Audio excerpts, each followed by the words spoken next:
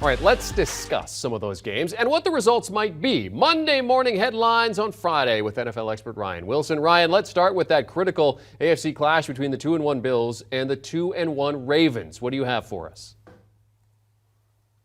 Yeah, two of the best teams, not only the AFC, but the NFL, especially starting with the quarterback play there. And we heard what you mentioned with Leger talking about how Lamar Jackson has increased his value, and it's going to continue to increase because I think when the Bills face off against the Ravens this weekend, I think the Ravens are going to give the Bills their second straight loss. Last week we saw what happened in Miami. Here's the headline. Who are writing these headlines, by the way? Purple and black give Bills black and blue. So here's the thing. You talk about Josh Allen, that high-powered offense. If you look at DVOA for Football Outsiders, the Ravens have the number one offense in the NFL. And you might say to yourself, well, clearly that's because they can run the ball. Nope. They are number one again, throwing the ball down the field as well. And that has everything to do with Lamar Jackson, only 19th in the run. They'll get J.K. Dobbins back a little more time. He played a little bit last week. I think he'll get better as we go along. The issues for both sides, Jeremy, is that the offensive lines are banged up. That's good news because you have mobile quarterbacks. But I think this is going to be a situation where Lamar Jackson continues to build on what he's done this season. We saw last week against the Dolphins. They were able to get in Josh Allen's face, get him uncomfortable, or at least as uncomfortable as you can make him. On the other side of that coin, Ravens pass rush, not so great. They did sign JPP. We'll see if he gets any looks this week or if he's coming on later in the season. Either way, they have to find a way to generate some pass rush, stifle the run game, and get after Josh Allen. I think what's going to happen by the time it's all said and done, a lot of points scored, and then Lamar Jackson and the Ravens coming on top. And the Bills are 2-2, and you know, people will be freaking out in Western New York. And, of course, two secondaries that are not in the greatest of shapes right now either, which is going to make that an even tastier battle. All right, next up, Ryan, a battle between two 1-2 teams, the Jets at the Steelers. Yeah, this is perhaps as a Steelers homer, hoping against hope. This is going to be Mitch Trubisky's bust-out game. I mean, can you imagine that you have to say those words out loud? Look, he's been handcuffed through the first few weeks of the season. The offense has not looked good. Here's the headline. Forget Big Ben. Here's Big Mitch. Okay, let's go with it. Oh, boy. And no disrespect to your home country, but the big issue in Pittsburgh is Canada.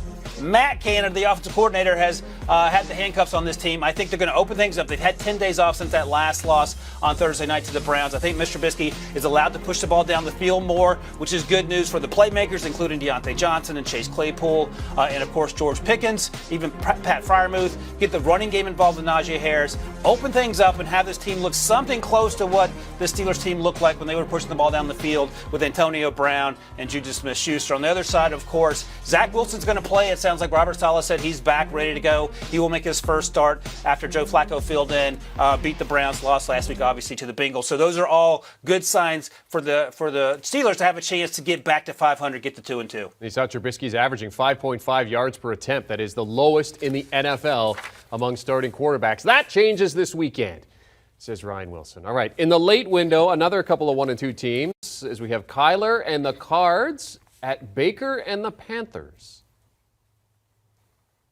Yeah, again, not super exciting if you're looking at, scrolling through the schedule and trying to find games to watch.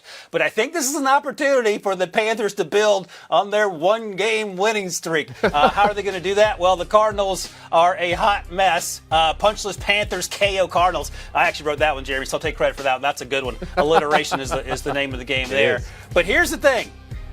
Yeah, this Cardinals team could very easily be 0-3. They found a way somehow to backdoor that win against the Raiders. The Panthers, meanwhile, found a way to win last week. Baker has looked terrible. DJ Moore, he's been implored to get more open, whatever that means. I think if you get him involved early, you can get this offense going. And we know that this Kyler/Cliff experiment doesn't seem to be working. Typically, they start fast, the Cardinals do coming out. They have not started fast this year, in part because DeAndre Hopkins isn't there. And then they fall apart. So if they can't hold it together now, what is it going to look like after Halloween? So I think it's an opportunity for Matt Rule to prolong his stay in the NFL, even if he would like to get to college sooner rather than later. Baker finally looks like the Baker we saw when he was successful in Cleveland, and they eke out a win. And that team, the Panthers, go to 2-2 as well. Yeah, Arizona hasn't beaten Carolina since 2013. All right, hopes were, Ryan, so high for Vegas when they entered the season, but 0-3. Time is running out on their season. Denver comes to town this weekend. Yeah, so Raiders are 0-3, and look, their playoff hopes are all but extinguished. I suppose they could go against history and find their way into the playoffs. 0-4 is an absolute no-go. So 0-3, there's a chance. But look, it starts with beating a Broncos team who somehow has the worst offense in human history. Just win, baby. That's right. Evoke Al Davis's name, and maybe that'll get you over the hump. The offense has struggled in the red zone for the Raiders. The good news for the Raiders and Josh McDaniels and Derek Carr and Devontae Adams is that the Broncos have been the absolute worst team in the red zone, and we've seen that unfold week in and week out with Nathaniel Hackett. I think this is the week it all comes together. It's not like Josh McDaniels has had the on-field, in-game management miscues that we've seen across the field with Nathaniel Hackett. He has an idea of what he wants to do. He's obviously very good at coordinating up an offense and doing it in the flow of a game. The issue is that Devontae Adams hasn't been able to get involved as much. He's hugging his butt here. Derek Carr, they're trying to get back on the same page. They have Darren Waller. They have Mac Hollins, who sort of emerged with Hunter Renfrow sidelined. And I think on the other side, the Broncos continue to try to find their identity offensively, and I think they're going to continue to struggle to do so, even though Russ Wilson was clearly the biggest story of the offseason. Number 2 was probably Devontae Adams coming from Green Bay over to Las Vegas. Raiders have won 6 of the past 7 meetings. This win would be their 70th over Denver in history if they manage to get it. I don't know if you'd call the Eagles at 3-0 a surprise, but I'm not sure it was expected. They can go to 4-0 by beating the Jags this week. What's the headline here? Again, this is a game that on paper, probably back in July, you had no idea what to expect. Would Jalen Hurts finally emerge as the quarterback? The answer to that is a resounding yes. He has been one of the best players, never mind quarterbacks, in the NFL this season. Credit to him, credit to Nick Sirianni. But on the other side, that might be even a bigger story, Jeremy, the fact that the Jaguars are 2-1. Trevor Lawrence is playing like we thought he would play coming out of Clemson. Credit to Doug Peterson for that. I think there's a chance that the Jaguars can go into Philadelphia, and I think they're going to cover this number plus 6.5. They're going to have a chance to win. They've been in every football game, and they're playing with a ton of confidence, something we saw at no point last season. Again, Doug Peterson has the world to do with that, but keep in mind that there was a lot of noise over the offseason about how much they paid Christian Kirk and Zay Jones and even bringing in Evan Ingram. Those 3 receivers/pass catchers, those are Trevor Lawrence's top 3 targets. They are helping move the ball down the field. They're helping this offense be successful. Of course, you have James Robinson and Travis Etienne in the backfield doing their part. And defensively, they have been lights out. It starts up front with Josh Allen, but the draft picks, the rookies that they have there, Trevon Walker and Devin Lloyd, have also balled out. And I think that's going to go a long way in keeping this game close. Now, look, the Eagles might win, but I think it's going to come down to the last few plays, and the Jags will have a chance late in that game to go ahead and possibly hold on for a victory. Okay, so who wrote this headline? Because it just says Jaguars cover versus Jags jump on Eagles for cover. What about that? There you go. Anything? I'll give that one to Noah. That's a pretty good one, but not nearly as good as my one earlier.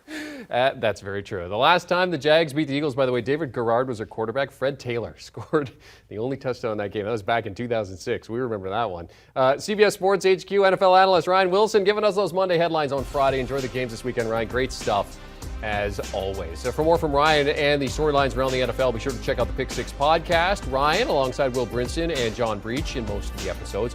Latest one recaps what we saw last night, Thursday Night Football, and you can bet the guys have some thoughts on what happened with Tua Tagovailoa. Download and follow the Pick Six pod wherever you get your podcast on.